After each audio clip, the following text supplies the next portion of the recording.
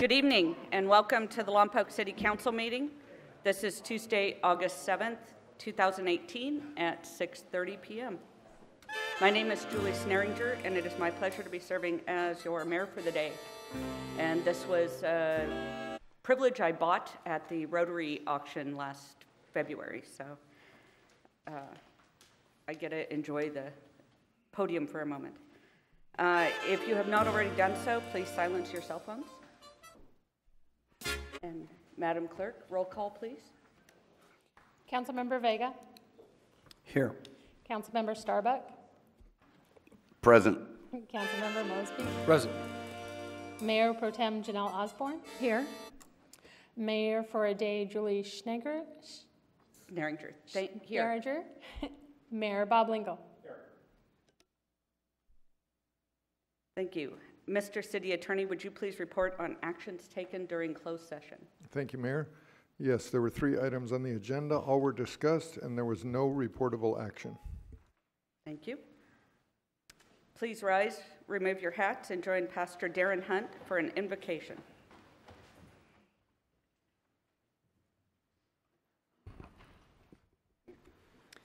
Let's pray. Dear God, thank you for this beautiful evening to gather in this place so that the business of this great city may be conducted. Thank you for the men and women who fill these important roles on this dais tonight, and our prayer is that you would endue each with your strength, wisdom, and conviction to lead this city well. They would not sit here if you had not appointed them, so I pray please use them to benefit our citizens, that our city might benefit others. Thank you for our police and fire departments who serve us so well, and the ongoing work and service to our homeless population. We're grateful, dear God, for the compassion and diligent work that Officer Calderon is providing our homeless population. We pray that you would guide this council and our police department as they navigate this difficult territory where real lives hang in the balance. We pray, God, for your protection upon our police and fire as well, and especially upon all the firefighters and first responders who are fighting fires all over this state and surrounding states. We pray also for your blessing upon our city. As we have prayed for our council members and our mayor, we pray also for our new city manager, Jim Troop, as he's sworn in tonight. We pray that you would help and provide during this transition and bless us in this next season in our city's history. God, thank you for hearing us and helping us this night. In our Lord's name, amen. Please remain standing and join me for the Pledge of Allegiance. I pledge allegiance to the flag of the United States of America and to the republic for which it stands, one nation, under God, indivisible, with liberty and justice for all. Thank you. Please have a seat.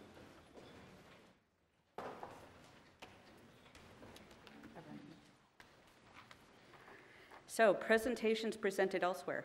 On July 18th, 2018, at the Dick DeWeese Community and Senior Center in Lompoc, Mayor Lingle presented proclamations honoring Linnea White as the Lompoc Chamber of Commerce 2018 Man of the Year, Ann McCarty as the Lompoc Chamber of Commerce 2018 Woman of the Year, a certificate of appreciation to the Lompoc Chamber of Commerce 2018 Volunteer of the Year to Sandy Skinner, and a certificate of appreciation to Scratch Kitchen as recipient of the Lompoc Chamber of Commerce 2018 Small Business Excellence Award.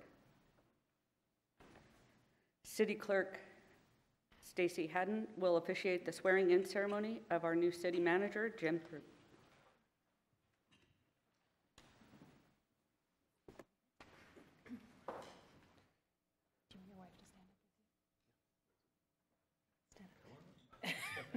She doesn't know that you wanted her to do that. No, I asked my wife to come down and join me.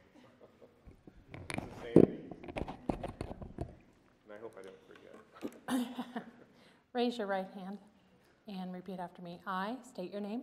I, Jim Troop, Do solemnly swear that I will support and defend the Constitution of the United States Constitution of the United States and the Constitution of the State of California the Constitution of the State of California against all enemies, foreign and domestic,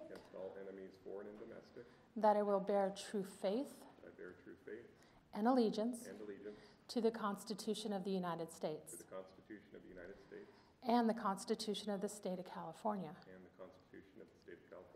that I will support the laws and policies that I support the laws and policies of the City of Lompoc, of the City of Lompoc, that I take this obligation freely that I take this obligation freely without any mental reservation without any mental reservation or purpose of evasion, or purpose of evasion, and that I will faithfully and impartially that I will faithfully and impartially discharge the duties discharge the duties and responsibilities and responsibilities of the office of the office of City Manager of City Manager for the City of Lompoc for the City of Lompoc to the best of my ability. to the best of my ability. Congratulations. Thank you.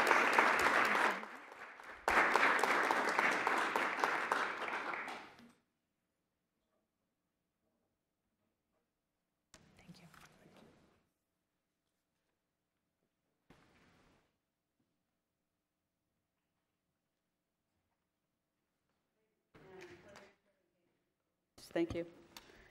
Our next presentation, Safety Officer Joe Kavanaugh will present the quarterly Above and Beyond Awards from the Central Safety Committee. Mayor for a day, Mayor, Council, audience, it's my great pleasure to present the third and fourth quarter Above and Beyond Awards that are done based on a recommendation from employees and conferred by the Central Safety Committee. We do have one pickup award from second quarter. There was another gentleman by the name of John Cox who was also involved in the discovery of the cremains of the World War II veteran at the landfill. So he will also receive a certificate and a $50 gift certificate. For third quarter awards, we have John Taronis from Solid Waste at the landfill.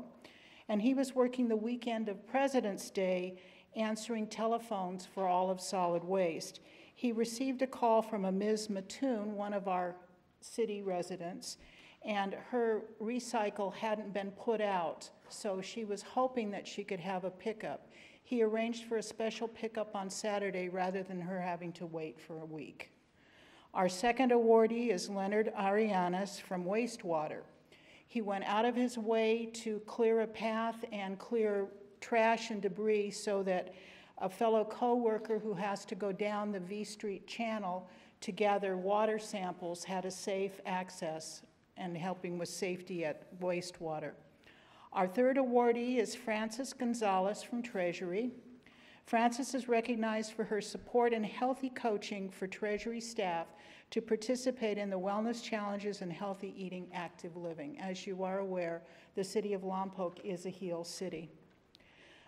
Fourth is Sue Slavens from Recreation. Sue is recognized for her responsive attitude and appropriate actions to protect staff from program participants that do not maintain appropriate boundaries from staff. She very confidentially approached the program director and had the individual that was stalking staff removed. Fifth is Mike Gonzalez, Pete Almada, and Jack Dottie from Solid Waste Collections. They went out of their way after it was reported that a previous tenant of the city had left hazardous materials in one of the properties to collect those abandoned and dispose of those abandoned materials prior to a heavy rain on a non-work day on a non-Saturday. Sixth is Gail Greer from Solid Waste Landfill. Gail is recognized for his willingness to provide interdivision department aid to loan a piece of landfill four-wheel equipment to water when they had to do an emergency repair and didn't have the equipment to be able to access the well site. Seventh is Alice Riggs, Building and Facilities. In fact, Alice is 7 and 8. Alice is recognized for her attention to cleaning and sanitation so that common cold and flu germs are not spread from one worker to another. When Alice hears that somebody is out ill, she immediately goes and makes sure that she does an extra cleaning to their work area. Eighth is Alice, recognized because of her willingness to provide support and act as an escort for another female employee. We start work early here at 6 a.m., and this employee, in arriving at work, was being chased by a vagrant who thought he knew her. And Alice waited at the door so she could get in safely and they could lock themselves in and be protected. And yes, that was reported to the police department.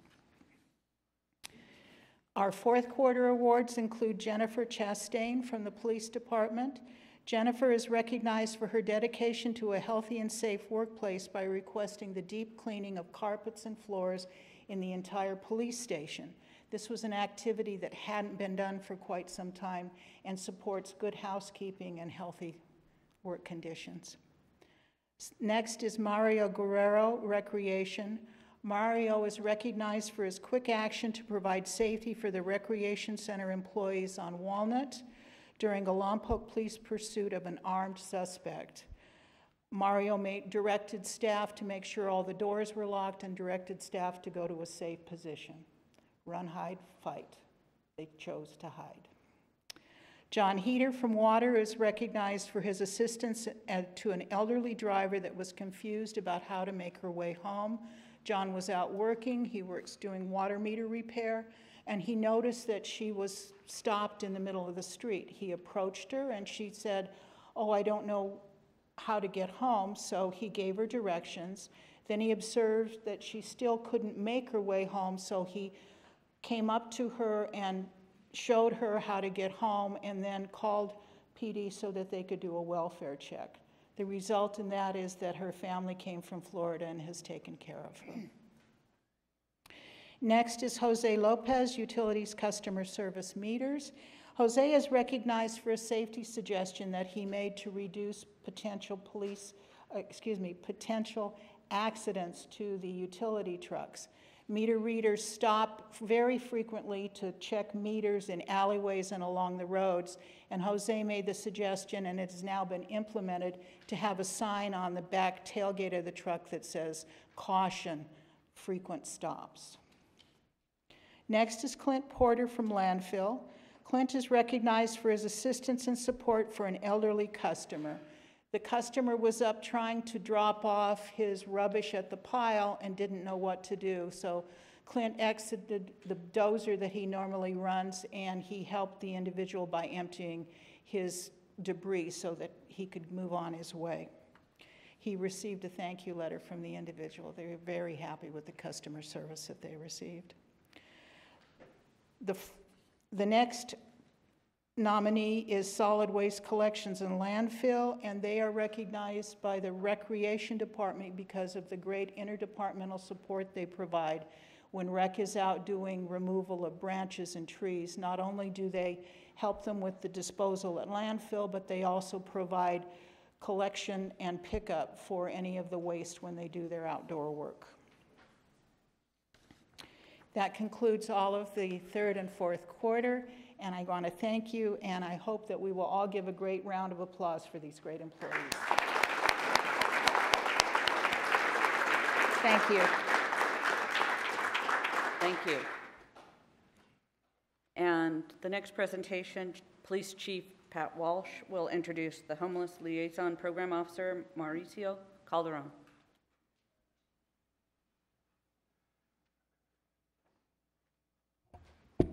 Come up here, Maui. I know you're trying to hide back there. So, City Council, what is your title? You're acting mayor today? Can I get a raise? For the day, yeah. So, everybody that's watching, I wanted to introduce Officer Calderon. So, this is a position that I've wanted to have for the last 4 years. I just haven't had the staff to do it, and Officer Calderon, we refer to him as Maui. He has taken to this job. He's going into the riverbed. He's talking to the homeless up and down H and on Ocean. And actually, he knows where all of their hideouts are. Councilwoman Osborne's gone in the river. Mayor Lingle's gone in the river with us. We took county officials today into the riverbed. And Officer Calderon knows all of them by name, and the biggest success in my mind is, well, first, he's gotten about 10 people out of the river, housed, reconnected with their family. He helped a young lady today. She's going to South Carolina on an airplane with her dog. So I don't know where that funding came from. Didn't come from us, but the nudge from Officer Calderon helped her as well as the other 9 people that he's gotten out of the river. The other thing he's done is he's created the environment for the homeless people to know that it's coming, and they actually are making plans. And when he comes, they accept him, and they come out of their tents, and they have meaningful conversations with him. And he just has the right calm, he has the right patience and compassion, and I'm really proud of him. And and when they step out of line, he'll drop the boom when he needs to. But for now, for this time, for the next couple months, it's just getting them used to the idea that we are in the riverbed, we're going to be at their campsites in town, and we're going to work on it. So I just wanted to introduce him. I'm very proud of him. So, you want to say? Yeah.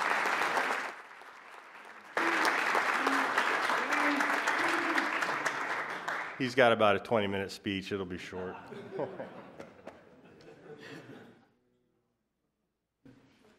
Thank you. And now I am going to turn the meeting back over to Mayor Lingle.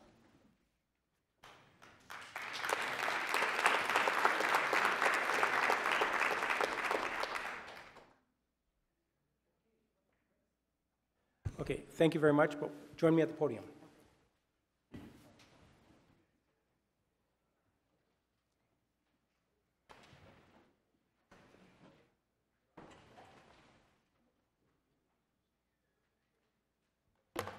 So, as you know, we've done this several times now. I think it's a great honor for us, the city, that people will donate money at an auction. She calls it a privilege. I call it an honor to have her and the other mayors for the day coming to join us and donating their time for the different auctions. Julie is a very, very busy person. She's a scientist, works for NASA. She is maybe not solely responsible, but partly responsible for many of our successful launches out of Vandenberg. So just to have her here this evening, it's a real honor, Julie. So thank you very much. Thank you, Bob. Okay, so we are going to give you a plaque. It's from the city of Lompoc, presented to Julie Schneeringer, Mayor for a Day, August 7th, 2018, for her generous donation to the Lompoc Rotary. There you go. Thank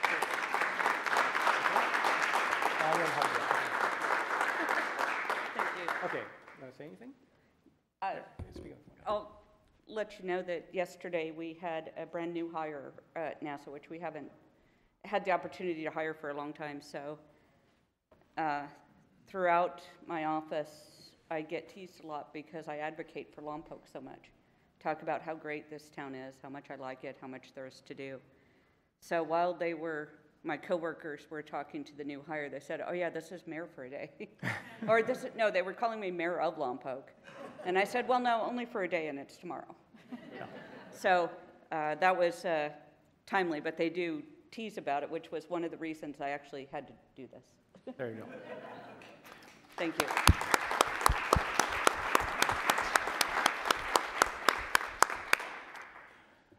Okay, city manager's report.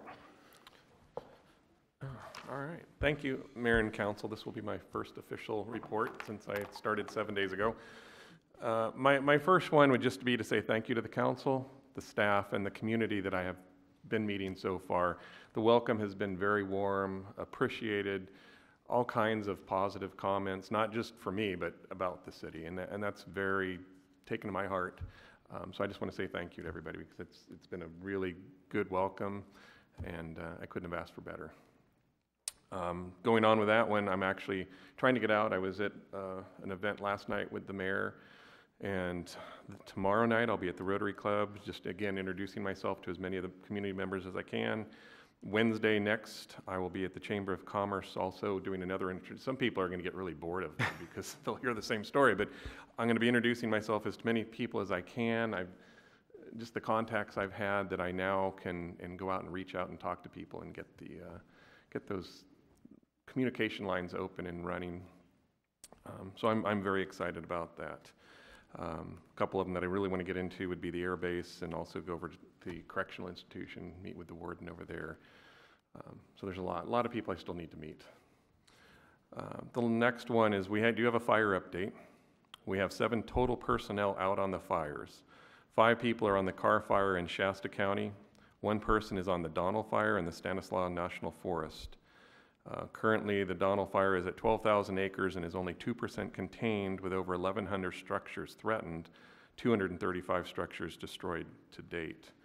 The Carr Fire, up in the Shasta area, is at 167,000 acres. It's 47% contained, with over 1,800 structures that are threatened and 1,600 structures destroyed. Talking to the chief, he said all of our staff are working long hours, sometimes up to 30 hours in a row, but they're doing well and their spirits are high. The crew on Engine 311 and the strike team leader trainee have been on the fire line for 14 days, and on Wednesday, August 8th, both crew and the STLT are to be replaced with a fresh crew from the Lompoc fire. Next one is a fun one, the police car show. This Friday, August 10th, the Lompoc Police Foundation with the Lompoc Police Officers Association Cruise Night is going to be happening. Cruise starts at 5 p.m. tonight. Registration is $10 unless you've already signed up for the car show, and then it's free. Saturday, the next day, 11th, again, it will start at 7 to 9 a.m. is the registration. Judging is at 10 a.m. The show is 9 a.m. to 3 p.m. We'll have t-shirts, hoodies, and other types of items for purchase. There'll be games for the kids, food trucks, entertainment, a silent auction, a pedal car auction with the pedal cars having been painted by local auto shops, and just awesome cars in all the categories, including, I think it's the new Junker Clunker category this year. And it's good to note that all the proceeds go to the local sports teams to include youth sports. That's my report for the week.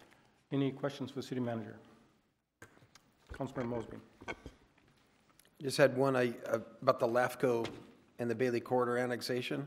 I understand we had some good news there. The application was submitted to LAFCO July 26th, I believe. So that is the latest update on that process. All right, thank you. You're welcome. Anything else?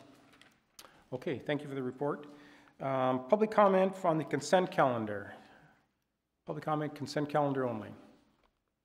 Seeing no one rise, we're going to close public comment and we'll move to the council. The consent calendar consists of items that are generally considered to be routine and will be passed with one motion and one vote of the council unless a council member wishes to pull an item. Does any council member wish to pull an item? Councilmember Mosby.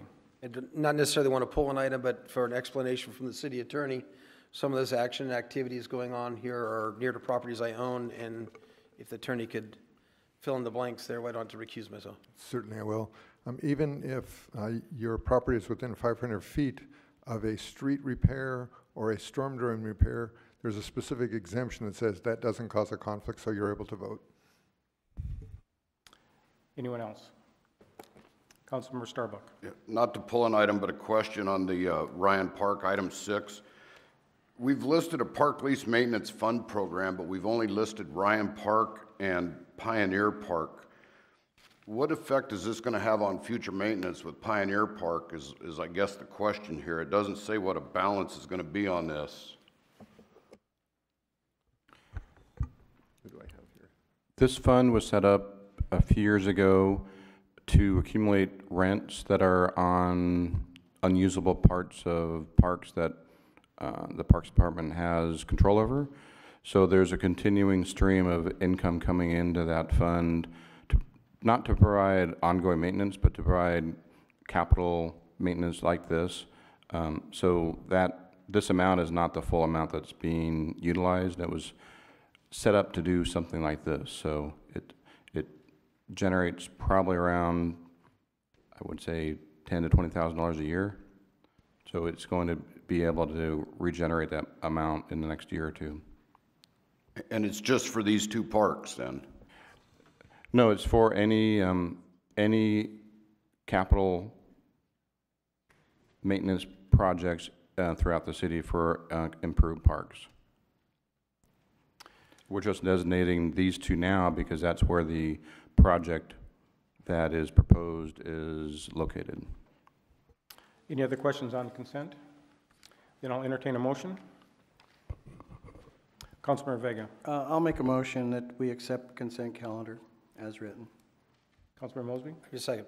Okay, and City Clerk, just for the record, I will be voting no on item number 3. Okay, it's been moved and seconded. Any other discussion?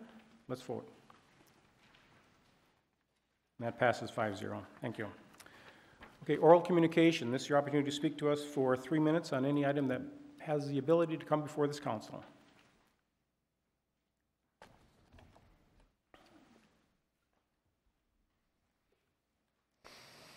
Deb Andrews, Mission Hills.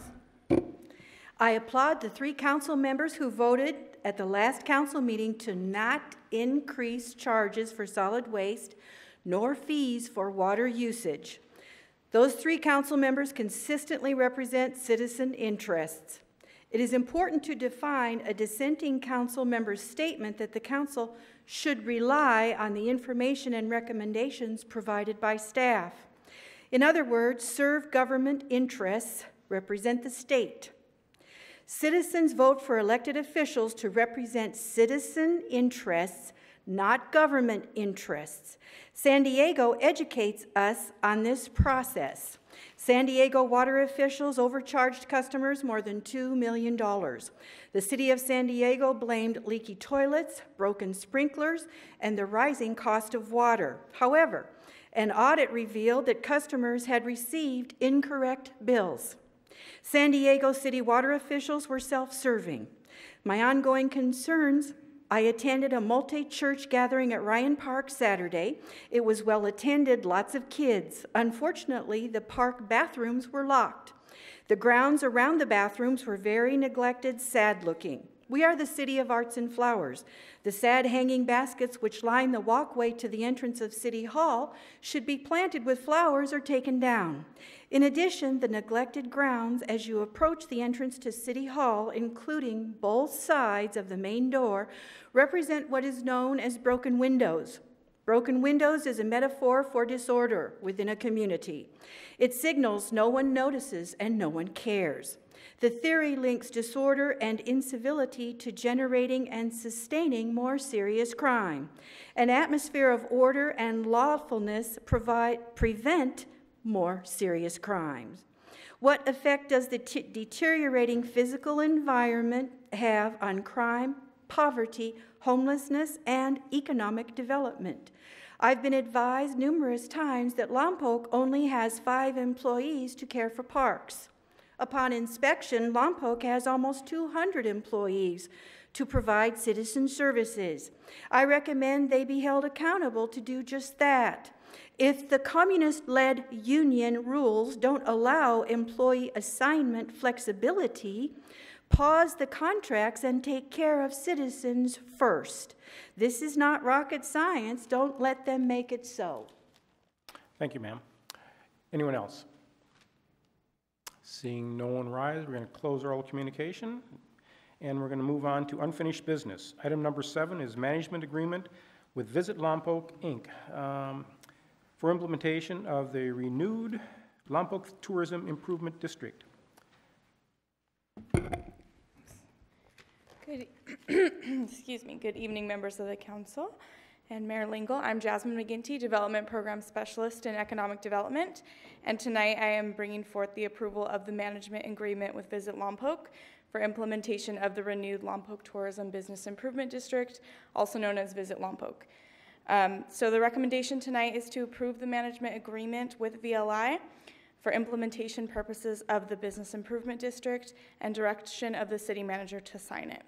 Just a quick background, on March 20th, 2018, Resolution 6164 declared the intention to renew the Lompoc Tourism Improvement District. We went through the public hearing process, and on April 17th, we held a public meeting for public comment.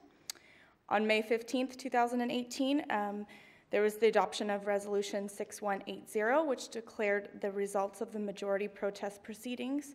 Some key highlights from the renewed Tourism Improvement District was an increase of the city administration fee from 1% to 2% over the 10-year term, and the increased assessment fee from 2% to 5% over the 10-year term. The renewed LTID will begin January 1st, 2019, and expire December 31st, 2018. The management agreement establishes responsibilities of the city and VLI, specifically in regard to the collection of the assessment, and which is the 2% to 5% over the 10-year term. There is no fiscal impact immediately.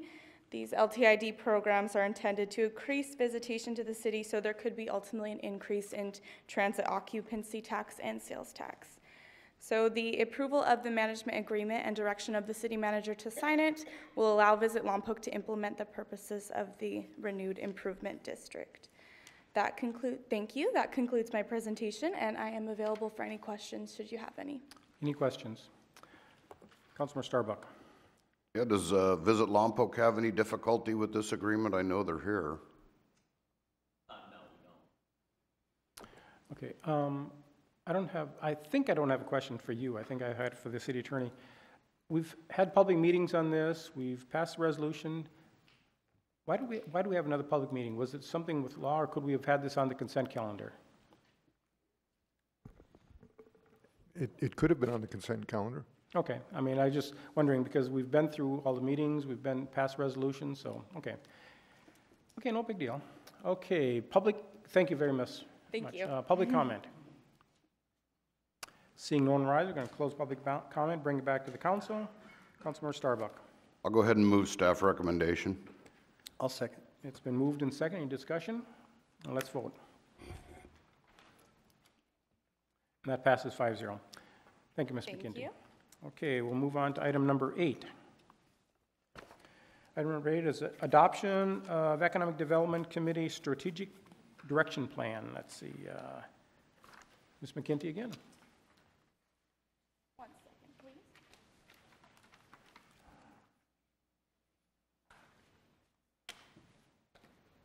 Thank you again, members of the council and Mayor Lingle. Jasmine McGinty, Development Program Specialist with Economic Development. Before we jump into the staff report, I'm going to invite Jeremy Ball, the Economic Development Committee Chair, to give a brief report on the Economic Development Committee.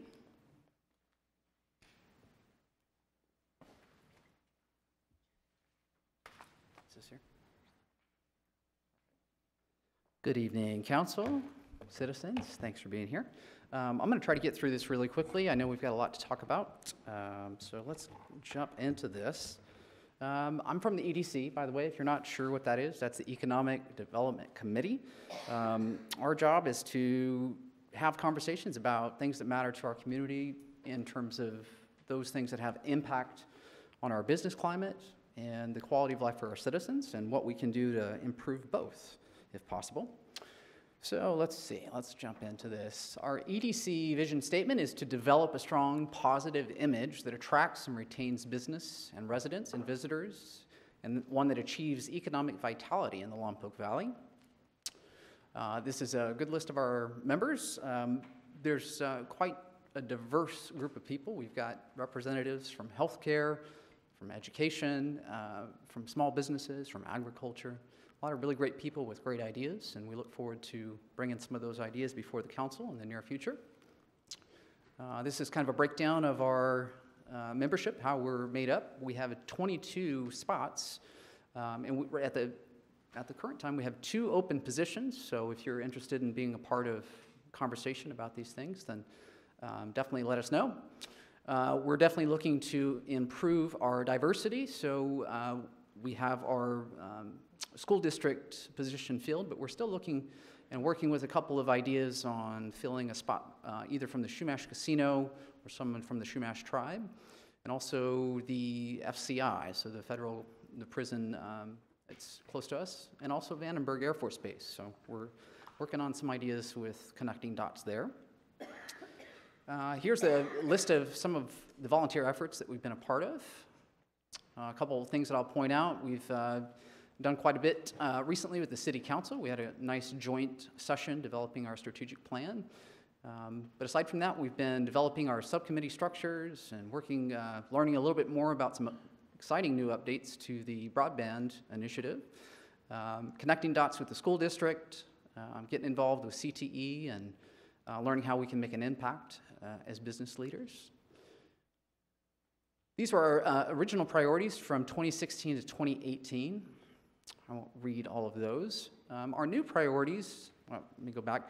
Our new priorities wasn't to throw away any of these ideas, but to really focus in and hone in on being a little bit more clear about what we're shooting for. So I'll go over that in just a second. Here's some of the highlights. Won't read all of these. A couple I'll point out is we're very excited to give our annual Economic Vitality Award to Grocery Outlet at the most recent chamber dinner. Very excited for that. We've definitely been involved in participating in the zoning ordinance workshops, providing lots of feedback and ideas. We've advocated for the facade rebate and loan program, and so far there's been 4 completed projects to date that total improvements of approximately $21,000. A couple more items there. And then let's see, this year, 2018, joint workshop held with council on May 21st. I'd like to, again, just thank the council for taking the time. I know it's really difficult to get some of our members in the same room, but to get all of us in the same room and 5 council members for 5 hours, that was very much appreciated, and I think we really were able to target and focus our direction a little bit. We narrowed our strategic directions from 5 to 3, and then we outlined recommended priority activities and actions for each of the new 3 initiatives. So a little bit more than just coming up with ideas is how do we implement these ideas and actually develop a plan of action. Identified a framework for plan implementation, and then the EDC in concert with staff, we're going to work together and forward recommendations to council to help achieve economic vitality in Lompoc. And last but not least for me, there's the 3 items that we narrowed down from 5, and that's to create opportunities for investment. And what does that mean? That means we're looking for doing more of what worked really well, and that's public-private partnerships, discovering different methods in different sectors of our community that might benefit from new and novel ways of looking for financing. And then Market Lompoc, I want to be very clear about this. We're not trying to compete with other really amazing people in town that are working hard to market Lompoc externally. We're focused more on internally. So what do I mean by that? I mean, how do we raise our self-esteem? How do we raise our pride within our community, both in the business sector and in just citizens every day? And then the third one is initiate a supportive business environment. And for that, it's us asking questions. How are we being more competitive? How are we keeping up with our neighbors? How are we making sure that we're saying yes more than saying no to new businesses? So in a nutshell, that's what I have for you today. I'd like to bring Jasmine back up. She's going to elaborate a little bit on those 3 items that we developed. Thank you. Thank you, Jeremy. So as Jeremy said, Jasmine McGinty again, as Jeremy said, I'm just going to quickly touch on the 3 strategic directions that we narrowed it down to. I just want to thank you guys again for coming out to the May 21st joint council meeting. It was a really great workshop where we staff, the council, and EDC members really got to focus our initiatives and work towards what we want to do for the next 2 years. So for the first one, create opportunities for investment. We really want to focus on public-private partnerships and increasing economic investment activity. This can be through the exploration of additional T-bids. Visit Lompoc is a successful one, so we want to explore different markets that we can, different markets and industries that we can potentially create more of those in. Since this, the EDC has split this initiative into 2 separate subcommittees. We held a series of special meetings with the larger EDC to see how we wanted to focus this particular goal, and from that we split this initiative into 2 different working groups that we're going to work on. The second one is Market Lompoc, and this is both an external and internal marketing of Lompoc overall to increase economic activity and to improve the physical and perceived image of Lompoc. A couple of goals and action items are listed there, but that would be to continue the Economic Vitality Award. Bi-weekly, the Economic Development Committee has a column in the Lompoc Record, which is very successful, promoting the image through social media, and an exploration of different events that can be held to really promote Lompoc, again, externally and internally.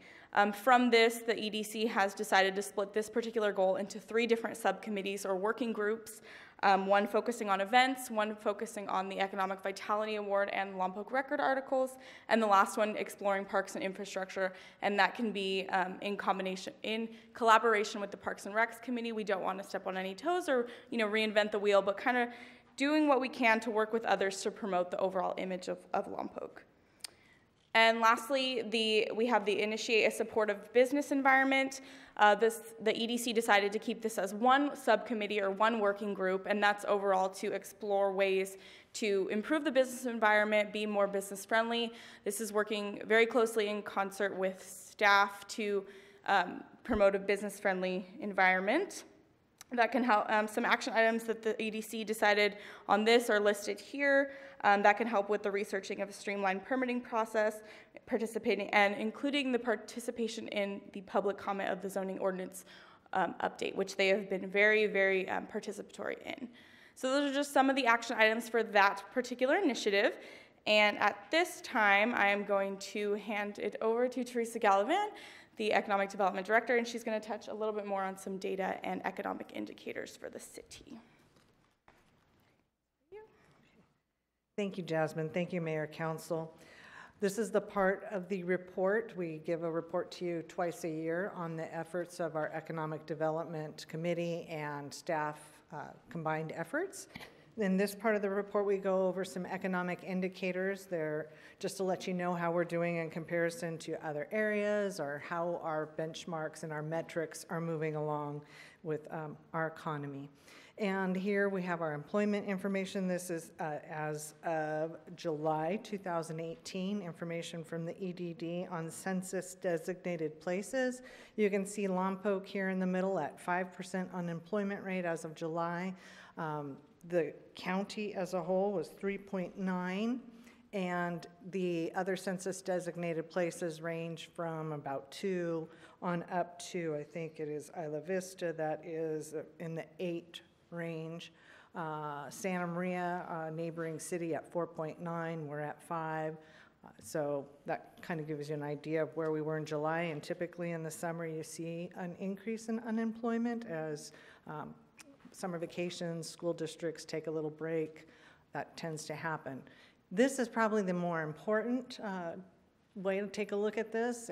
So you get the trend, and you can see how this starts with 2010 over here on the left and moves all the way up to 2018, and you can see the trend going in a positive direction with unemployment rate going down.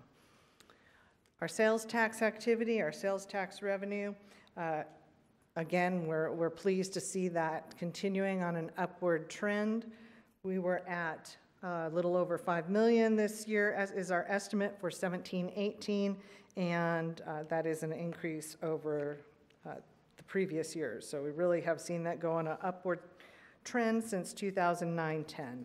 Glad to see that. Our transient occupancy tax also has continued to grow, and we estimate that will end a little over 2 million. In 17-18, and again, that's been moving in a positive direction. The T-bid Explore Lompoc is doing a great job. Property tax activity, we continue to see revenues increasing there as well. We have an estimate of nearly 4.5 million for 17-18. New business license activity, for 17-18, we had 328 new business licenses pulled. A little less than last year, but really kind of in keeping for the last several years, between anywhere a little over 300 to 360. Capital development activity, this is the valuation of building permits, so this is the amount of investment people are making on tenant improvements or new development activity, and the number of permits issued is also on this. And I'm pleased to see that it went up in 17-18 compared to the previous year, 16-17. We had 676 permits pulled and issued in 17-18 for a value of more than $15 million of investment in our community. Housing updates, this is a priority for you. The council has let us know that housing is very important to us. Understandably, we need to get more product in our market.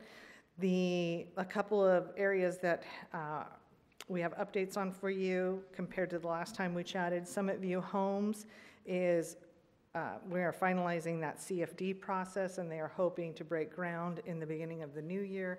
They did pull the CFD off the council agenda a few weeks ago, as you'll recall, because they wanted, at their request, to add something else into the CFD formation. So we are doing that. The Bailey Avenue corridor, Councilmember Mosby asked about that in the city manager's report, and we have submitted the annexation request to LAFCO for the 2 projects that are looking to be annexed in the city for additional homes. And there's a triplex that has been added to the completed projects list, so they have their certificate of occupancy. Our partnership with Retail Strategies and our retail recruitment, this is an update on that and how that is working. So over the past couple of years, they have been reaching out on our behalf to national retailers and restaurants and making calls, going to different conferences such as ICSC in Las Vegas, very important commercial conferences to go to if you want to promote your community to different retail businesses. And we're very pleased, and I think everybody's very excited about Ulta. I know at the State of the City address, we got quite a few oohs and ahs when we shared that. So Ulta is coming soon. Famous Footwear, Planet Fitness opening this Friday. Blaze Pizza's already open. Five Below still coming forward as well. They are also working with different retailers with us that are interested in coming to Lompoc now and have several identified prospects that they will be approaching in the future as we continue to move forward. I think one of the important things, not only that those businesses are coming, but the impacts of those businesses. So this is, again, from Retail Strategies, their estimates on the economic impact to our community of these businesses locating here. Estimated annual sales tax for, let's say, Blaze Pizza, for instance, the city would receive $14,000. You go down and you see Ulta would be $49,000. So from these new businesses coming in, we'd get almost $100,000 in increased revenue for the city, and the average annual sales tax revenue would be $9.6 million overall from those businesses. Jobs created would be approximately 120. So, and we are, like I said, there are 4 different prospects that they are currently working with: a national grocer, regional furniture, national tire concept, and national donut and coffee. So those also could have a valuable impact, with 74 jobs approximately being created and about $140,000 in revenue that would be added to our sales tax revenue, which, as you know, is important for our general fund. So those are some of the things on the horizon. I hope that we can land those prospects. This is the ongoing tally that we try to keep in our office, where Jasmine and the team would call folks and just try to keep a tab on what businesses are opening and what businesses are closing, reach out to them, find out how many people they're employing. And once we learn if they've closed, we try to see if we can get a hold of them and see how many jobs were lost. That's the harder part, so sometimes we don't get that data, but this is our best effort to keep tabs on that for you so we have a gauge of what's going on in the community. And from January to July, we had approximately 35 jobs that were lost from business closures, and we had 113 jobs that were created by new businesses opening, so a net positive of 78 jobs. If we've missed any there, please let us know. We'll add them to the list. We do our best to try to catch them all. Here are planned openings that are coming as well. Some of those we already talked about in the Retail Strategies list. The estimates that we have here are from what they put on their building permit application or their planning application, or by calling them. So it may be a little different than what you saw in the Retail Strategies slide, but it is a valuable gauge for us on what we expect coming in with these planned openings. And these businesses here would bring in approximately 141 jobs. So that's our economic indicator section of the report. And now I'll turn it back over to Jasmine McGinty to go over the strategic plans update that you all participated in with the Economic Development Committee. I see a light for a question. Councilmember Mosby. How many new homes are currently being built? How many? Currently under construction. Is Mr. Halverson still here? I think we don't have any current. I think there's an infill project currently under construction on Cypress. The triplex was one that was just completed. And the rest, we are working on different pre-planning, planning stages. And So I think maybe one then. I think it's important for the record that we make sure that we put, a lot of those have been planned for 10 years and haven't been out there, so I just wanted to make sure that we know what it is, so that basically we might have one being built right now. And we are working on getting those others. I know we're working, but we thank you. are working on it. Jasmine? Okay, so I'm just going to quickly go over the strategic plan, which the facilitator presented to us in draft form. So it's there for you guys to review if you have any edits or if you would like to approve it tonight. The recommendation is to review and approve the 2018 EDC Strategic Directions Plan. This will be good for the next 2 years as we work towards those 3 goals that I mentioned earlier. Just a few highlights. Of the strategic plan on May 2018, we had the joint workshop with the City Council, and we really wanted to align the goals of the EDC Council and staff and really target and narrow the focus of what we're doing so we have a very focused effort. Like we said earlier, we've narrowed our 5 initiatives down to the 3, and those goals are to create opportunities for investment, market Lompoc initiative, a supportive business environment. The retreat was designed and facilitated to help the EDC and the council to clarify those goals to advance economic vitality. Let's see, one second. So I mentioned those 3 goals earlier, so I'll just briefly touch upon them again so I'm not repeating myself. But the first one, create opportunities for investment, and the EDC decided to narrow that into 2 working groups, one focusing on business improvement in districts and the other one on public-private partnerships, which includes the discussion of broadband. The EDC decided broadband was still a very important thing for the city to explore, so that's one thing that they're going to do in that subcommittee. The second one is Market Lompoc, which we decided to split that into 3 different working groups: the Events Subcommittee, the Economic Vitality Award and Lompoc Record Group, and Parks and Infrastructure to explore things such as a community pride standard with parks and research landscape formation districts. The last goal that is discussed in the strategic plan is the initiation of a supportive business environment and the exploration of business-friendly processes, which includes streamlined permitting process research, establishing a business yes team, and working on public comments on the zoning ordinance update. So those are the 3 narrowed goals that we discussed that is included in the draft strategic plan, which is included in your packet there. There's no fiscal impact immediately. Successful implementation of this plan, if you approve it, the city may realize increases in transient occupancy tax and property tax over time. Overall, to increase the image of Lompoc, that's really our goal as a committee. So adoption of this plan will allow the EDC, in conjunction with staff and the council, to work together to implement those 3 goals. That concludes my presentation of this item, and I am available for any questions if you have any. Councilmember Mosby. I was wondering if you had an opportunity to review the last fiber feasibility study that the city did, probably somewhere 12 to 14 years ago. Well, the subcommittee, the broadband subcommittee I believe they've looked at that. I don't know if you can correct me if I'm wrong. Jeremy just recently attended a broadband meeting on Monday. Was it last Monday? I'm not sure.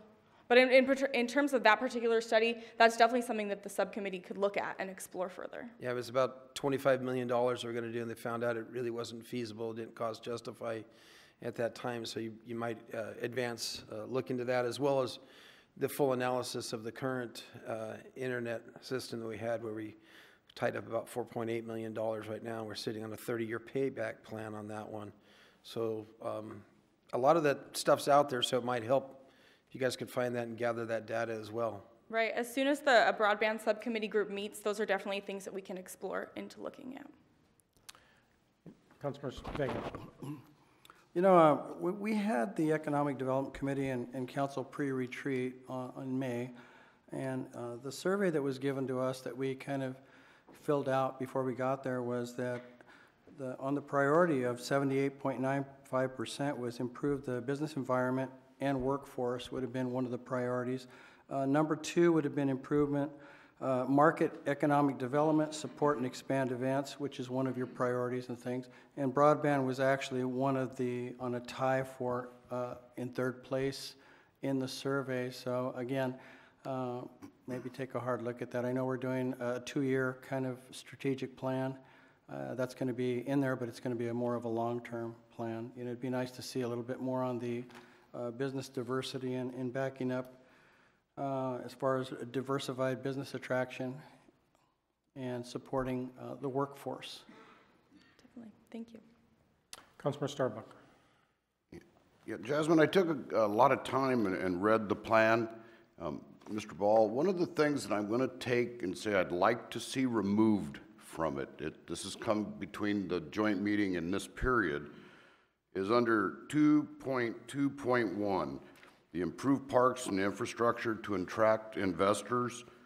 At the very bottom of that page is research formation of landscape districts to improve the Lompoc image and potentially apply business assessments for maintenance. I'd like to drop the apply business assessments for maintenance off of that. I mean, that pretty much makes it a shall instead of a should, and I know it's up for research, but I think if we're going to start assessing businesses for landscapes, that we might overstep our bounds slightly. It's opening the door for another, let's just say, assessment on a business in town. I mean, is that agreeable with you at this point, you think? I think we'll need 2 other council members to make that. I just want to clarify, was the recommendation that we not explore that option and bring it to you as an option? Because I think that's what the EDC was suggesting. Yeah, it's, the way it's worded, what I'm seeing is a potentially apply business assessments. So, I mean, if we're going to adopt a plan, I mean, it's potential, and then all of a sudden, if we adopt it, is it done? Yeah, I think. I'd be happy to speak to.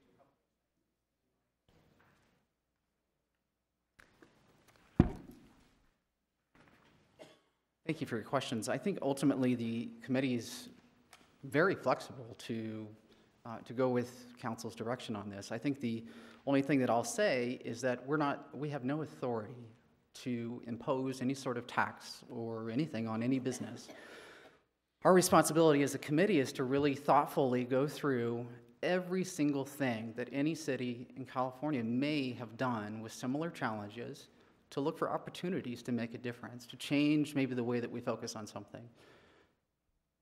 I don't want to be misquoted. This is not an encouragement for saying, let's figure out a way to tax businesses and make our town even tougher to do business in. That is not our desire at all.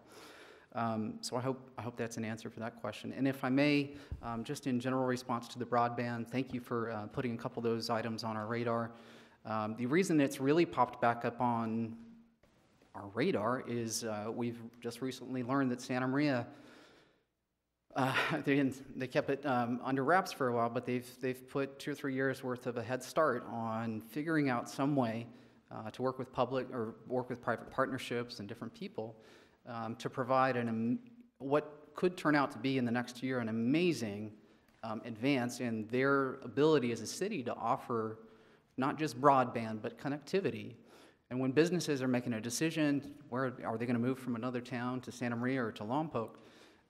The reason we have this on our radar at the EDC is because if we don't communicate about how do we keep our city connected as much as possible, I promise you, we're going to be spinning our wheels like Lompoc's done for a long time. They're going to eat our lunch, and we're going to sit here and try to attract business, but you know, we somehow, some way, we have to have the conversations to keep some of those competitive things in the forefront of our minds as we try to figure out how to make Lompoc a little bit better. So I hope that that's my feedback on those things. Okay, Mr. Benoni, do we need to make that change? Do we need 2 other council members to agree?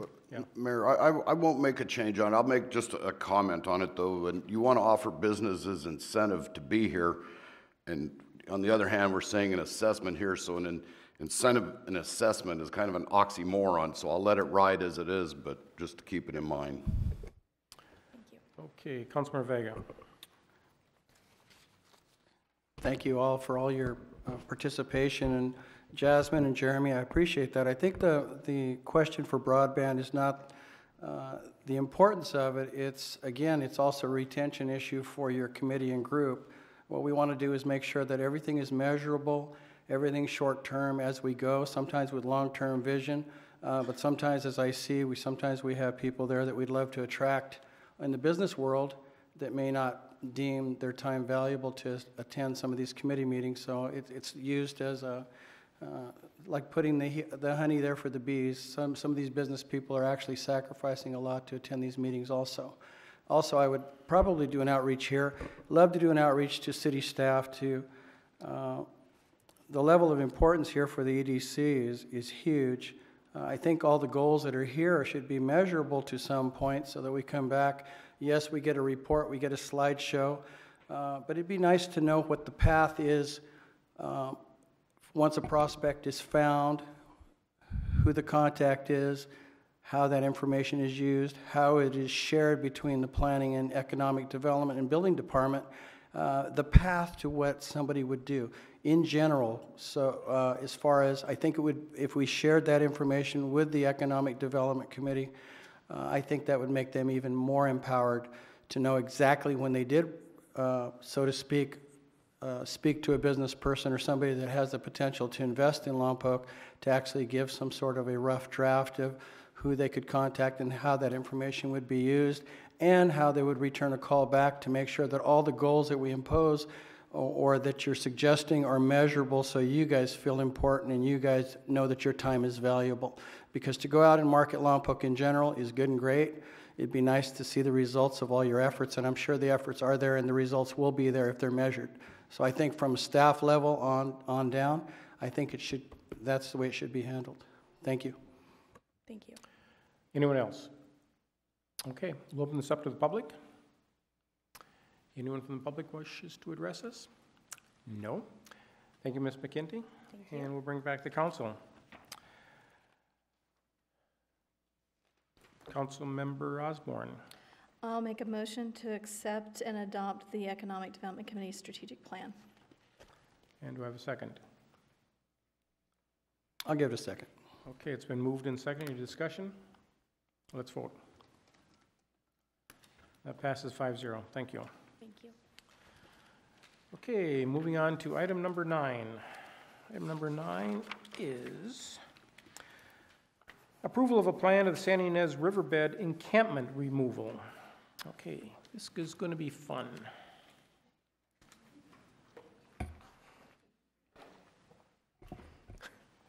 Don't ever invite me on vacation with you.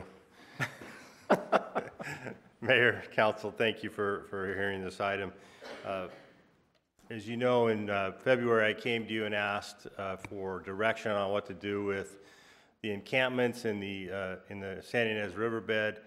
At the time, I told you it would take a while. I didn't anticipate it taking it this long, but it is an extremely complex issue. My portion of this will be to talk about the plan. Deputy City Manager Laura Doubles will talk about the triage and the budget part of it.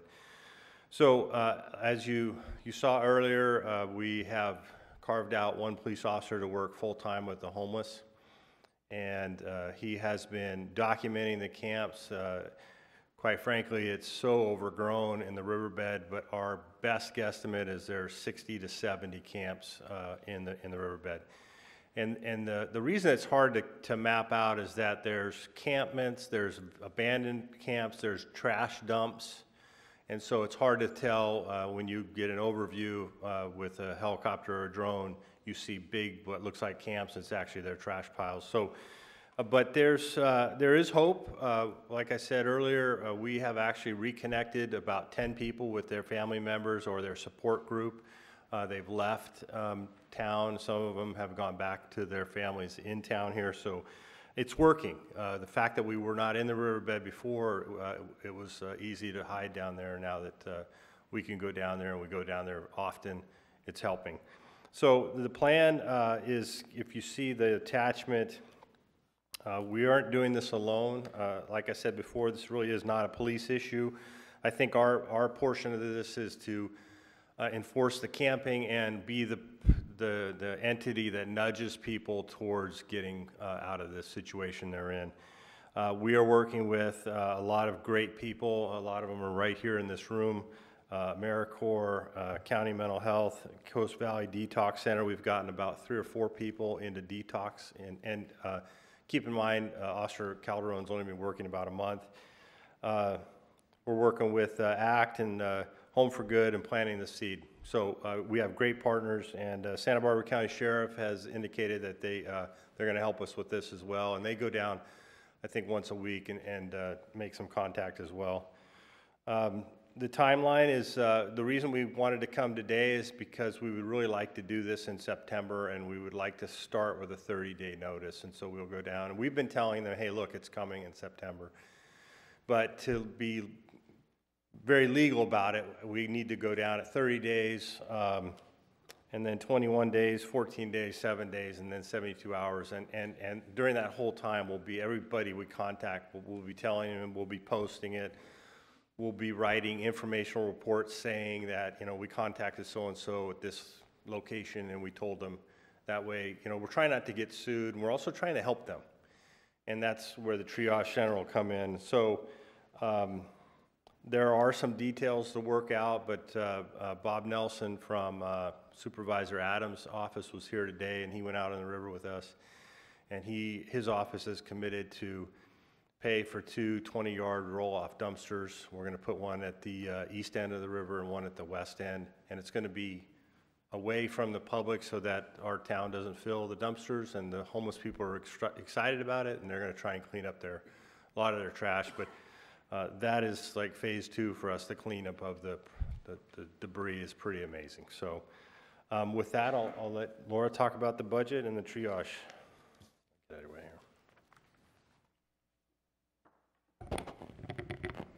Good evening. I'm Laura Deppels, and I'm the Deputy City Manager. So as the Chief was explaining, we are going to be trying to develop a triage center, and that triage center will be a temporary 30-day area constructed for the sole purpose of providing assistance to the riverbed inhabitants who wish to agree to a program of needed services to transition into regular housing. It will be an area in the middle to the back area of River Park that will be fenced off and staffed with a triage center coordinator and appropriate staffing to oversee the program. Participating agencies will have stations inside to offer services needed to facilitate transition of participants into regular housing. There will be a total of 90 days needed for the entire triage center operation, a 30-day setup period, the 30-day active period, and a final 30-day takedown cleanup period. There will only be riverbed inhabitants in the triage center for the active 30-day period.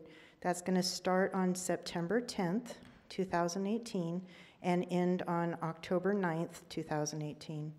The setup period will begin August 10th, 2018. The triage center operation will begin on September 10th and will be totally gone after the cleanup by November 10th, 2018.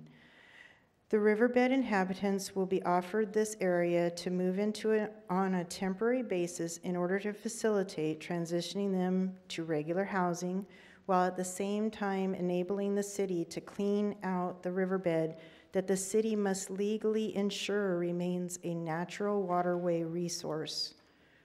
They will only be allowed to enter the triage center in order to transition to suitable housing options, which will entail a program they will need to sign up for and participate fully in. No one, whether in the triage center program or not, will be allowed to return to the riverbed once removed. There will be ongoing monitoring and law enforcement to ensure the riverbed remains clear of any inhabitants from there on.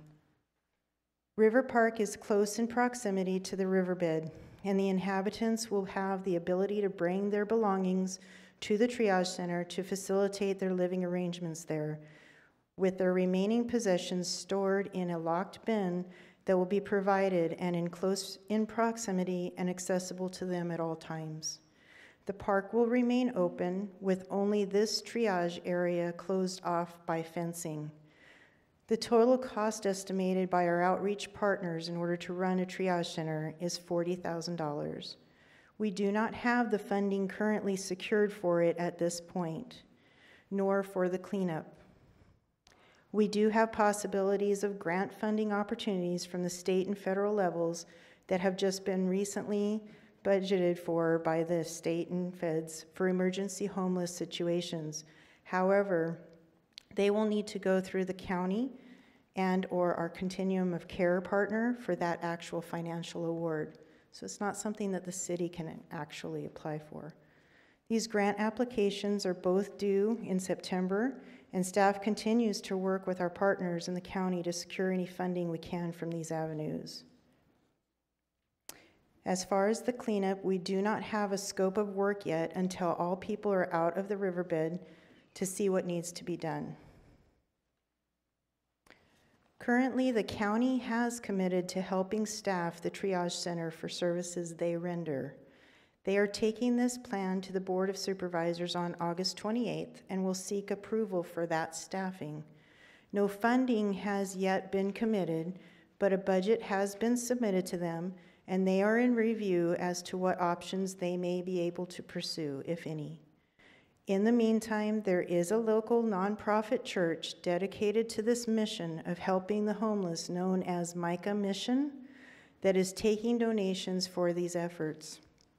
Donations can be made at Chase Bank, account name under Micah Mission, under account number 310-597858, and checks may also be mailed to Micah Mission at P.O. Box 1115, Lompoc, California 93438.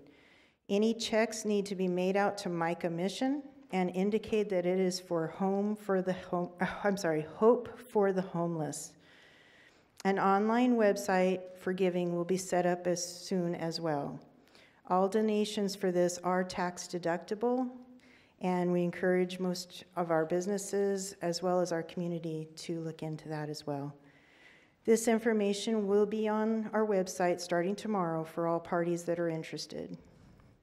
Staff has researched this issue extensively and, along with council direction, believes this is the best way forward to approach this very difficult situation in a most humane and legal manner and to mitigate as much liability for the city. Even though the funding has not been thoroughly vetted as yet or secured, the city must take action to begin taking care of these issues before they just escalate into a larger, more difficult situation to manage. Staff encourages the council to take this opportunity to approve the plan and adopt the resolution proposed to begin the process of ensuring the riverbed is preserved as a waterway that it was intended to be, while also offering assistance to people in our community who may desperately need that assistance. That concludes my presentation, and I'm available for any questions. So, Ms. Doubles, I just have a couple of comments. First of all, thank you for the report.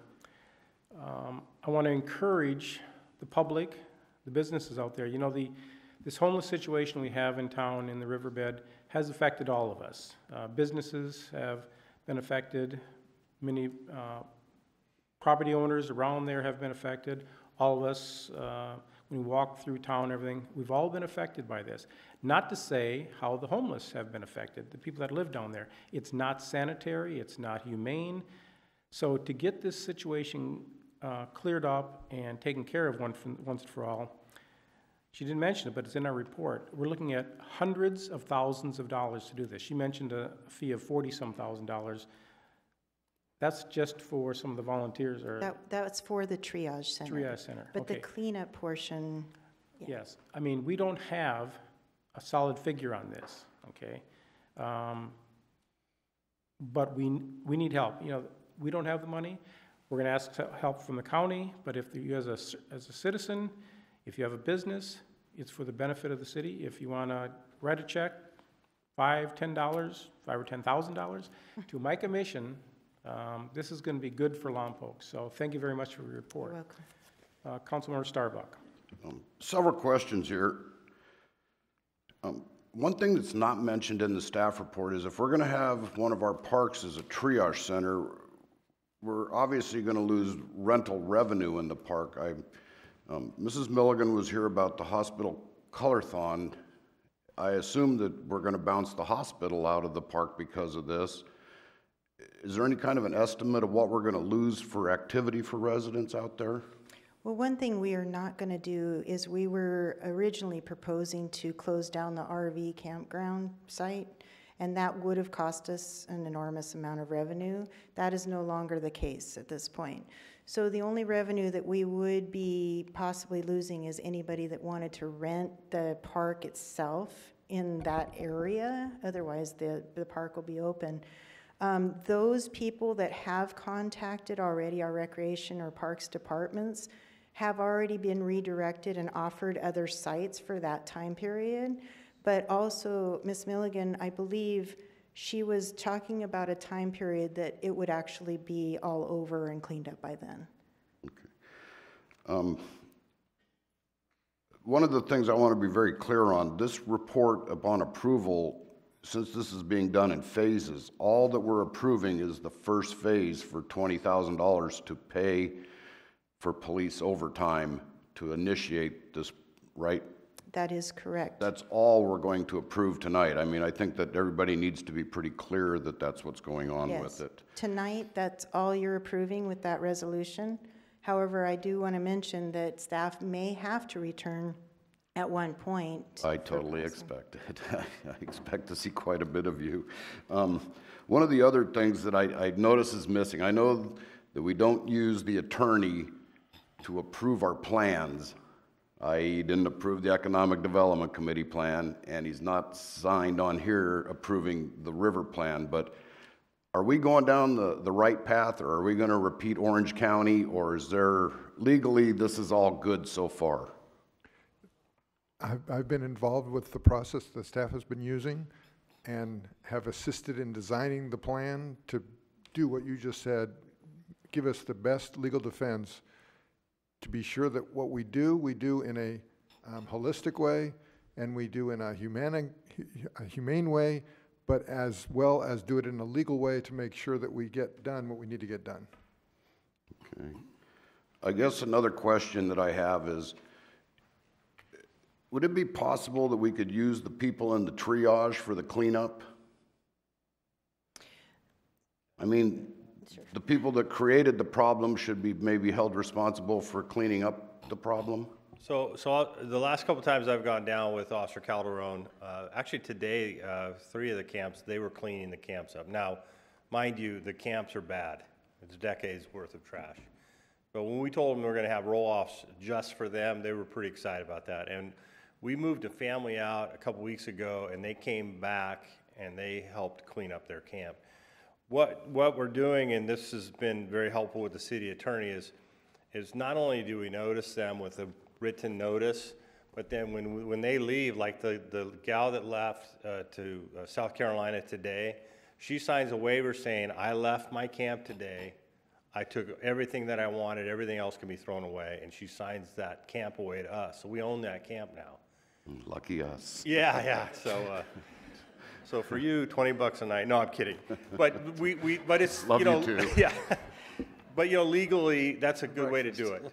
So it's unfortunate we can't do this in a quicker manner, but you're welcome to come down with us. It's pretty amazing. The city manager went with us today as well, and well, I've been there. It is amazing. Yeah, it's pretty amazing. I'd make a comment here that this cost is of this project, it's going to impact this whole community. It's going to impact public safety. It's going to impact our ability to put money into parks, our streets. Everything is going to suffer because of this. And so I think as a council, we have to do it, but I think we have to be very careful when we do it. I guess one of my last comments here, I saw Mr. Nelson, who represents Peter Adams' office, sneak in the back, and maybe this would be the good time to ask him for a burn permit. That's interesting that you bring that up. So I've talked to the Fish and Wildlife folks in Sacramento twice now, and I asked them if we could take and clear the river from bridge to bridge. I scared them. They were really worried about what we're going to do here. But there is an application we could fill out to say, look, Literally, you could be 20 feet away from somebody and not see an entire camp behind the brush. It's so overgrown. And so I think we have to figure out in the next phase, when we're cleaning up, does the city manager apply for an application to trim some of the bushes and trees down there? I mean, when the river was running, there weren't trees in the middle of it. Because I think if we can clear some of the brush, but we do have to get their approval, and there is an application form for that. So, I mean, that's something we should talk about. And I've had a lot of farmers and business people say, hey, I've got a truck, and I've got a dump truck, and I've got a bulldozer. I mean, everybody wants to go into the river and clean it up, but I think we just have to be very careful how we do that. Councilmember Vega. Chief, could you go through the timeframes one more time? I see this October 10th date. That's the objective for the full cleanup of the riverbed. Is that correct? Or it's only the first phase? I want it for the public. I want to be clear here that this is a phased-in situation where we're pushing or moving people to this triage center, and then what's going to be left after this October 10th date, okay, as far as the next phase, it's going to be ongoing monitoring, is what it said, so maybe. So the way we're dealing with it is the people have to move first, and then the things that are valuable to them, they has to go with them. That's where cities get sued. If you just throw it all away, they're going to say you threw away their grandmother's wedding ring that they had at the camp. And so that's why we want to be with them to say, okay, are you done? So people first, and the things that they believe are valuable second, and then the cleanup starts after the October. And so if you look at my timeline, we'll close the triage center in October, but we're going to continue to go into the riverbed because the way it works right now is if you leave your camp for 3-4 hours, if you come back and somebody else is in it, it's their camp now. That's the law of the jungle down there. So people are going to try and move back in. We have to spend the time to say, nope, it's over. So that phase 2 is going to be kind of important to us to get the stuff out of the riverbed. So I hope that answers your question. Yeah, it does. It seems like October 10th is not that far away. It's not that far away at all. Sounds like you guys are going to be pushing hard. Yep. Which is good. Yeah. Thank you. Right. Councilmember Mosby. If again for the chief, we keep calling it the riverbed, but that land was acquired as River Park, so it is part of the park component. Right. The question I have is, I know there are some cameras around, and I think the bicycle park has some cameras over it. Would this be an opportunity to help you in I know I camera some of my properties because it's advantageous to see what's going on. Is that something that maybe we should look into as well? I think it's a great idea, and I actually I wrote a note to myself. I have a couple extra cameras that we're trying to figure out where to put them. We do have some areas we wanted to put that we're having crime problems with, but when we do this and people are out of the river, I think we should put some cameras up, and that way it'll help us know. And Officer Calderon will be able to say, that's so-and-so, I know who that is, and I know exactly where she's going, and he's really gotten a good job. I think it's a good idea. And another thing, I know one of the things that's not in here is the cost if we don't do this. Oh. And I've been an advocate to understand that how dangerous it is, and I explained many a time to the people who are going down there thinking it's a safe place. It's not. Yeah. I mean, I think we're averaging 2 to 3 a year are dying down there. And one of the costs here, besides the value of human life that you count, but there was a murder down there not too long ago, and then subsequently another incident after that, so it became a double fatality. And what is the cost that the city, the general fund has to cover a lot of that expense? I think the sheriff had to come in and investigate, right? Oh yeah, those they send about 15 people to investigate an Officer Ball shooting. And the state DOJ came to do the investigation of the murder in the river. It's costly.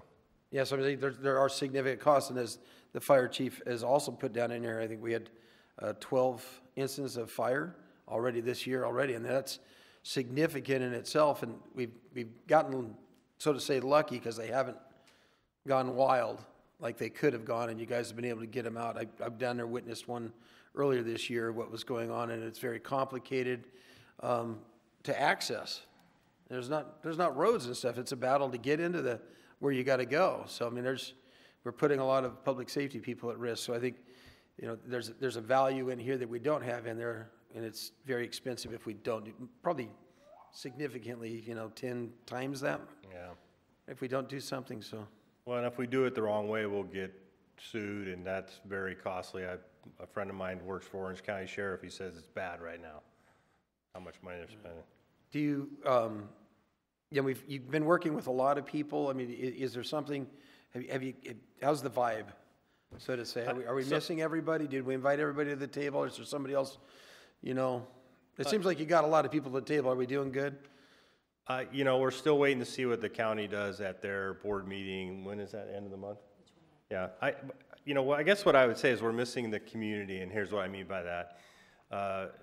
Deputy City Manager Double said, donate to Micah, but to me, donate to Good Sam, Micah Mission, to planting a seed. Don't hand money to our homeless because they stay here because of that. And, we got one gentleman, well, we've gotten a lot of people sober, but it took a lot to get them sober because as soon as you walked away, somebody handed them $20 and they can go to Vaughn's and buy alcohol. So we're not helping when we hand them money. It feels good, but it's the wrong way. So if we push them towards the services that have the money, then they won't have the feeling that Lompoc's the nice little town that we are. So the community needs to kind of get on board with this. The business owners need to, if they have homeless issues, tell us so we can sign an agreement with them that we can enforce laws on their private property, because we cannot enforce low-level misdemeanor crimes on private property. And then lastly, what I'd say, the vibe of the homeless people, a lot of them aren't going to go to the triage center. A lot of them are addicted to hardcore drugs, alcohol, and they've told Officer Calderon, and they have very pleasant conversations. Yeah, when you guys come and you finally make me move, I'm leaving Lompoc. So the people we can help will help. The people that don't want help will hopefully move. And if they move into our city, we'll have to address it that way. I will say this, that we as a community need to realize that if we move 100, 150 people out of the river, we might have 20 people in our town, and it's going to look worse than what we have now, but we'll deal with that when it comes. I have to say, I know 2 people personally who are down there that this conversation stuff has been enough to push them into sobriety. So, I mean, it's good. It is working. Thank you, guys. Councilmember Osborne. I don't have any questions. I want to thank Chief Walsh for allowing me to ride along today. Our community needs to realize that, unfortunately, there are individuals living in third world conditions in our backyard. And we need to take action now as a community, not just for ourselves, not just for the health of our own community in case any of the human waste gets washed down with water coming through, or rains actually come through in this winter, but in valuing each other's human lives. So my plea is to our local community. You've asked for us to do something about this. You know it's impacting you if you live along the river. You know it's impacting you if you own a business. This is an opportunity for us to come together as a community. We as the city are looking at where we can contribute, where we can do a triage to get those who want help a centralized location and guide them through the system. For those that don't want help, let's make it less friendly so that they leave, because unfortunately, welcoming here is why they've come. And I don't like to tell people not to come to our community, but I don't want to support a lifestyle that is unhealthy and unsafe, not just for us, but for those. And then finally, that cleanup, yeah, it's going to take a lot. I have seen the photos, but standing in front of what is down there, I'm a professional organizer as a career. I have helped hoarders. This is bad. And I'm saying this because of concern for our community at large. We cannot sit here and lecture each other about following code enforcement if we don't take care of our backyard, and this is our backyard. And there are individuals, again, living in third world conditions. So yes, it's going to cost us a lot to clean this up, but it's already costing us way too much currently. So thank you for doing all the hard work, and I will continue to do the research and pass on information and opportunities as much as I can. So thank you for that. Thank you. I just wanted to mention really quickly, in respect for Councilmember Mosby's question about partnerships with everybody, I have, been the one calling and making calls with the county and all these offices, and we have had a lot of really good support. I just wanted to mention that both Bob Nelson from Supervisor Peter Adams' office is here, as well as Dinah Lockhart from the county Housing Community Development. And if you would like for them to, ask her any questions too, they'd be I think here. if they have a comment, they could certainly. Sure. Bob, you want to come forward, or Dinah? Yeah. Well, while Mr. Nelson's coming forward, I just want to make a comment. If you recall prior conversations, I was pretty critical of our staff and on the county because I was not in favor of this triage center going into one of our parks. I said, this is a county, social services is a county issue. County should be actually taking the lead on this. But they have actually helped us quite a bit, and Bob, I want to thank you. They're providing the roll-offs. Hopefully you're going to be providing some money. So I kind of retract what I said earlier about you guys not pulling your weight, but I want to thank you, and I hope you continue to do it. Thank you. Thank you, Mayor. Again, Bob Nelson, District Chief on behalf of Supervisor Peter Adam, 4th District. As you may know, I got a chance to go out into the riverbed this morning with Councilmember Osborne and the Chief. He got to see firsthand the conditions down there. The county has been at the table working with Laura. And before I go into that, I really want to thank Chief Walsh. I mean, I don't think we'd be at this place right now. I think Supervisor Hartman and myself sat in this room back in 2017 having this conversation. I really think it's been the energy that Chief Walsh has been putting into this, as well as with the assistance of Laura, to really get it to where we are today. So yes, the county is at the table. We've had a few meetings, some out at River Park.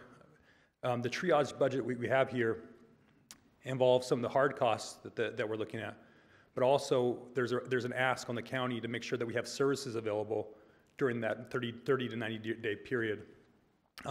Right now we have 4 departments that are actively committed to being at the triage center. That's of course our behavioral wellness department, our public health department, our community services department, and what else we got here? And social services. Obviously, this is a weird situation, being city property in county jurisdiction. Probably something that should have been taken care of in the LAFCO process years ago, but we are where we are today, and we need to work through it. Our office, Supervisor Adam, we have a very small community budget that we can put funds out there. We've personally committed to those roll-offs that will be being delivered this week so that they can begin to self-clean up. And we plan on being at the table throughout this process to help in any way possible, and here to answer any questions. As far as Councilmember Starbuck and the burn permit, if it's up to Supervisor Adam, I think you know the answer. Although we have a few people down south that might have a different opinion of that in the Air Pollution Control District. But I think you and Supervisor Adam have a similar opinion on those types of things. We both like the Air Pollution Control District. Yeah. Mm-hmm. Any questions for Mr. Nelson? Thank you, Bob. All right, thank you. Dinah, did you have any comments? Welcome back to Lompoc, Dinah. Well, I actually live here, so. Well, she used to be employee here. Whole 10 minutes to drive here. Thank you very much, Mayor and members of City Council. It is good to be back here at the podium. I just wanted to applaud the City Council for really taking some really difficult action, but really that will, in the long term, really benefit the community greatly.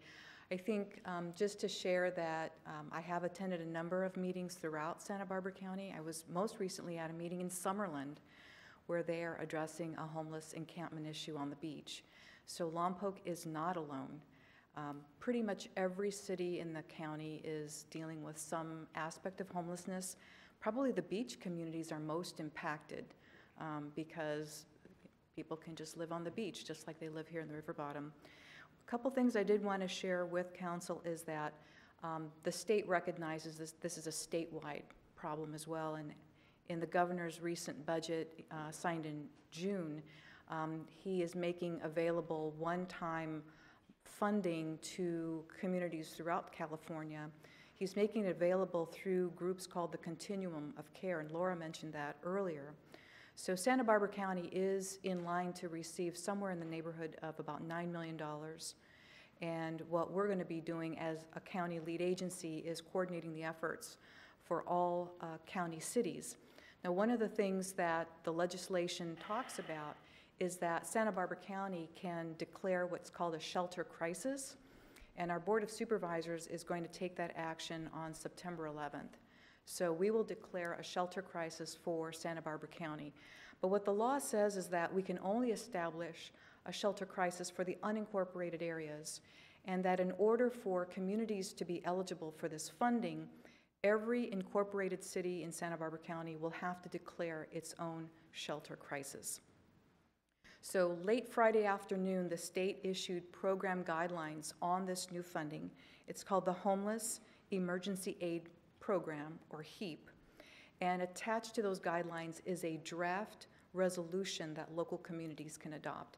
So I just leave that with your staff to take a look at that. The county is going to be meeting with city managers tomorrow. I believe there's a regularly scheduled meeting. We'll be talking a little bit more about the homeless aid program. You're already working with Home for Good, so is the county. And I think that's about all that I wanted to share.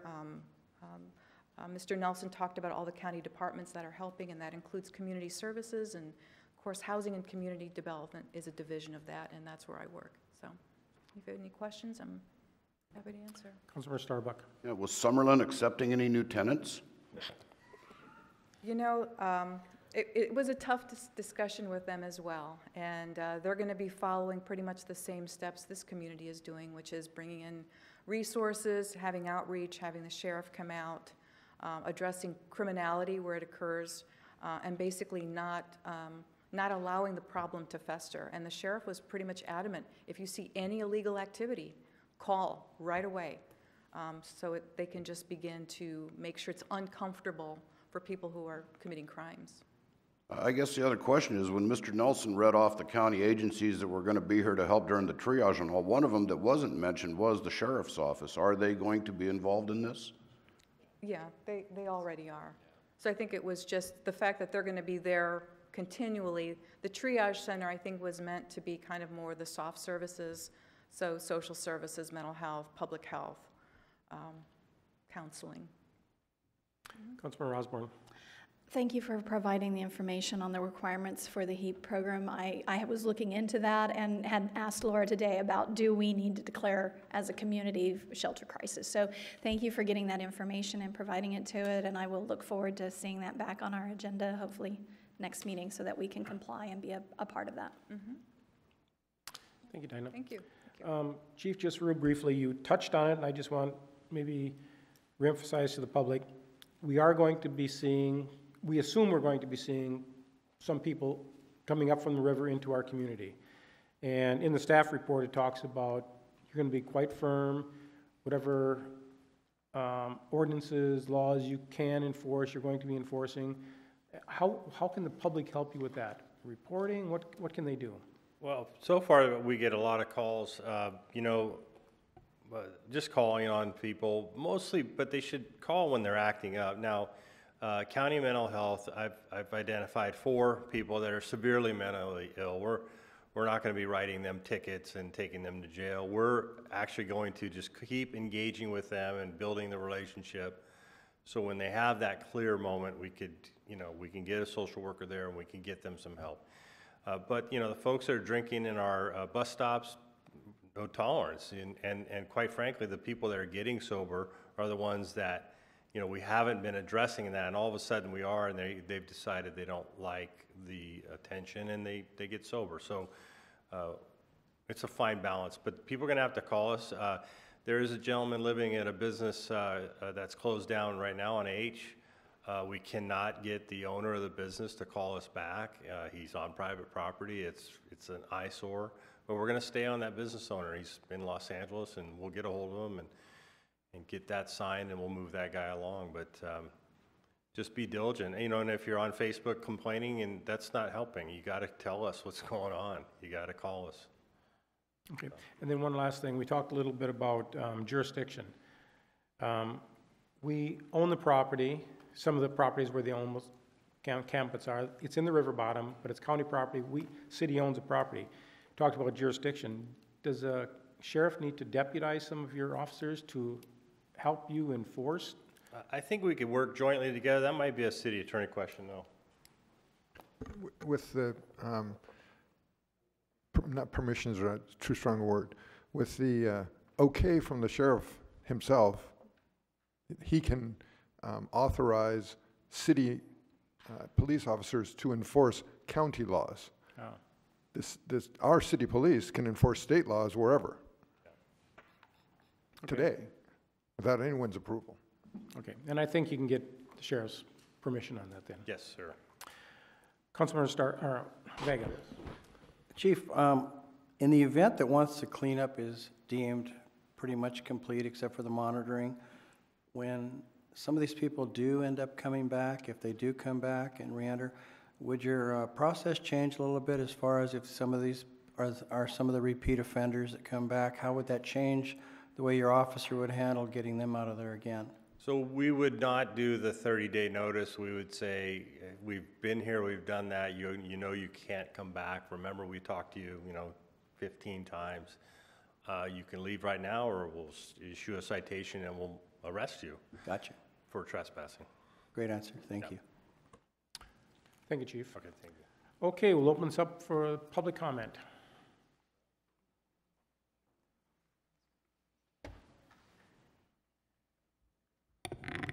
Alice Milligan, Lompoc Hospital Foundation. As I mentioned to you last meeting, we are planning a color-thon for the hospital foundation, and we did sign up with the Recreation Department for October 20th. I have a couple of questions.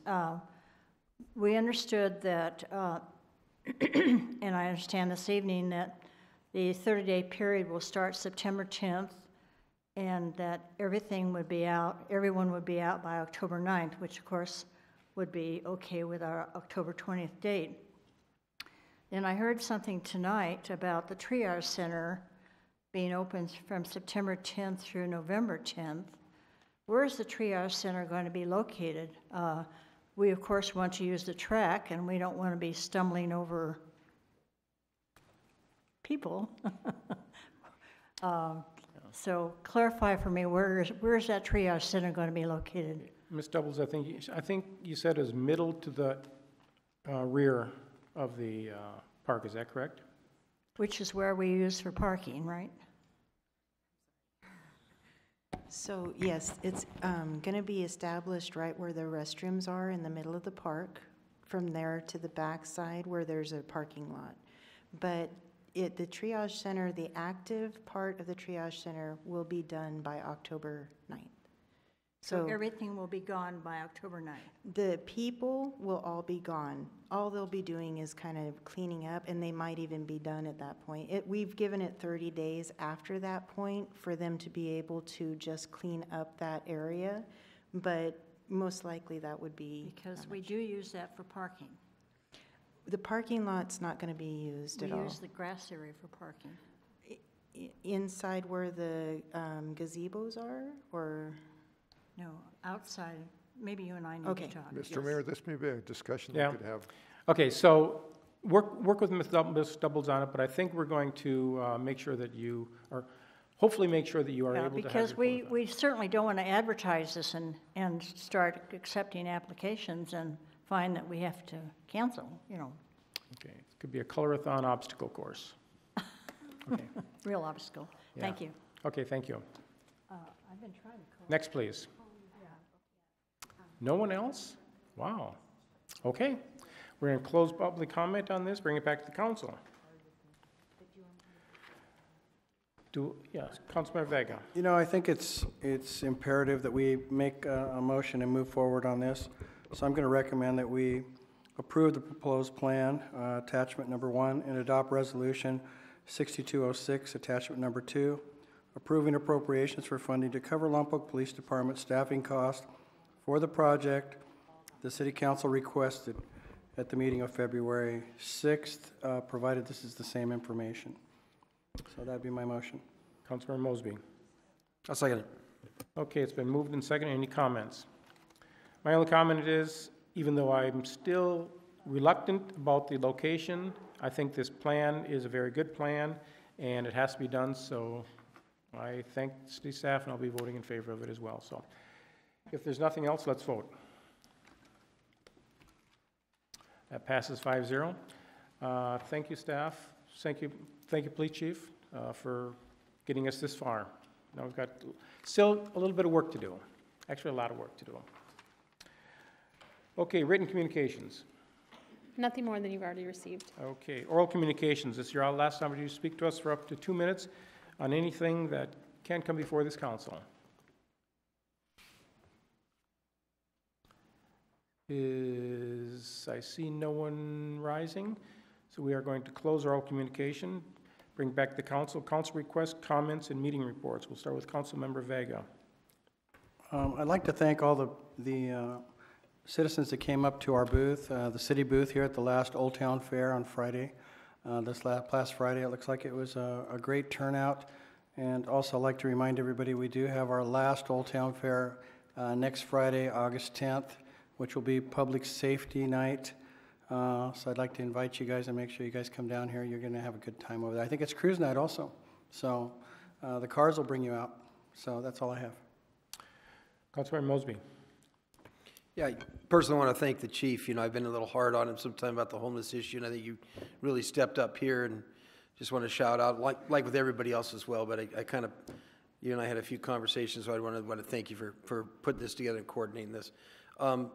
There was also a question asked during Old Town about our street sweepers. Turns out one of our street sweepers is in for service right now, so they might be a little bit behind on getting some of the streets. One of the ladies was concerned about that. We also received an email. There was questions about water meters, and a statement, I believe it was made in the newspaper as well. When they do the calculation, I asked staff about this, and you could talk to Melinda Wall if people are still confused after this, but when your meter is red, they round down. Always rounding down, so it's always to the advantage of the consumer. So there was a level of confusion, and here's the answer. They round down to your advantage. Thank you. Councilmember Starbuck. Yes, I'm going to report that I was the council appointee on the Lompoc Contract Compliance Committee. We met on July 30th here, and all entities that receive money from the city are within compliance with the city. So a good thing there, and I will see you all Friday at the cruise. Councilmember Osborne. Oh, Councilmember, you still have your light on? Yeah, I just had one other thing. Sure, go ahead. There was one other thing, and I know it's outside the council aspect, but there was a concern about mosquito fish, and there, over the last 10, 15 years, I've probably passed out 1 to 2 million mosquito fish, which helps in the mosquito abatement and the diseases that come along with it. So I know it's a little bit of a personal thing, but I give many, many mosquito fish away, and if somebody wants to reach out, there was a difficulty if somebody was getting some, it was in the paper as well. But find me and I'll get you a bag of mosquito fish. Councilmember Osborne. I attended the annual chamber dinner and saw not only the awards given by the chamber, but also the Economic Vitality Award to Grocery Outlet. So thank you for choosing them. They are a very good member of our community and do provide us service and a reasonably priced location to shop, and do support our police department and shoplifting and enforce it. So thank you for taking the pride in your ownership. And then I want to thank the Lompoc Valley Healthy Community Organization for organizing the second annual Open Streets. It was amazing to see so many members of our community come out and wander for a full mile.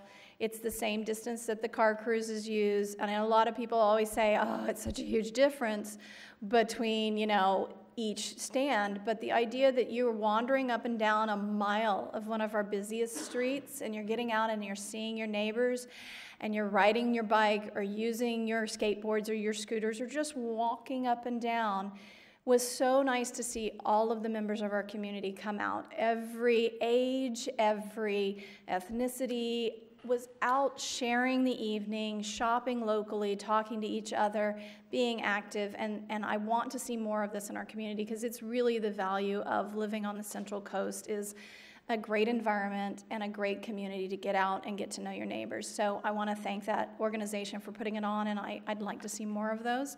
And nothing else to report. Okay, thank you. I just want to, we've given a lot of kudos to the police chief, to the city staff. There's many people in the audience that are with other organizations that have really come forward on this issue as well. I want to thank every one of you. A lot of work with your compassion, your work, your empathy for the homeless people. So working with us, thank you very much. I see many of you in the audience there, so thanks a lot. Okay, I attended many meetings, none at city expense, so I don't have to report any of that. Do I adjourn to the August 15th meeting or the 21st? I'm sorry, what did you ask? Okay, the August 15th or the August 1st? We're having a special meeting on the 15th. Right, we're having a special meeting on the 15th. Do I need to adjourn to the 15th? Or? No, that's going to be a special meeting. Okay, special meeting, okay. Okay, so if there's nothing else, this Lompoc City Council is adjourned to our regular meeting, 6:30 p.m., August 21st, right here at City Hall. Thank you very much and good night.